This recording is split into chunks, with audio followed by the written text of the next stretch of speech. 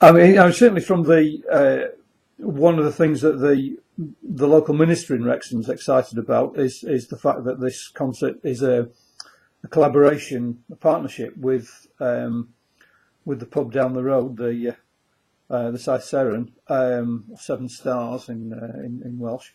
Tell us why? What's the thinking behind the doing the concert this way?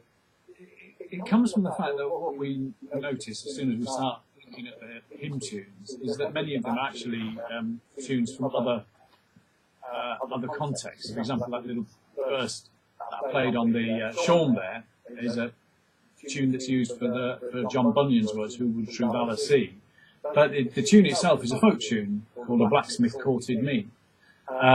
You've got the wonderful Charles Wesley hymn "Love Divine" or "Love's Excelling." The tune that he imagined that to be sung to was from the theatre music of Henry Purcell, "Fairest Isle." We've got a song that comes from the tradition of shape note singing in the States in the 19th century, and the tune is "John Barleycorn." So you've got this cross fertilisation between the pub and the church, and we like to imagine that the same musicians who played for the church music, because in those days they didn't have organs, they had little bands of musicians. You get the same musicians in the church as played in the pub on the Saturday night, and possibly the same people as well in the audience, so that they'd all been down the pub, then, and then in the church the next day. So what we're trying to do is to give, if you like, two sides of the same coin of 17th century and 18th century music making, the sort of chapel side and the tavern side, and we see how they go together. And I think what's going to be interesting is the whole way that the context affects the way that the music is played and sung, and the way that the audience reacts as well.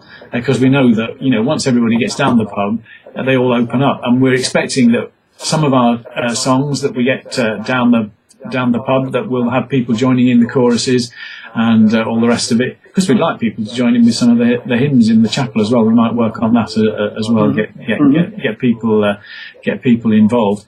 But basically, this is a whole sort of spectrum of 18th century life in one evening.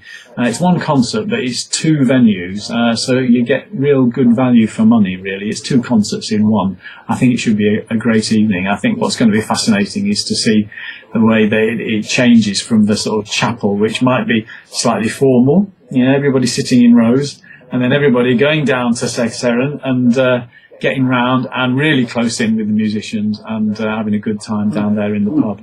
Fantastic.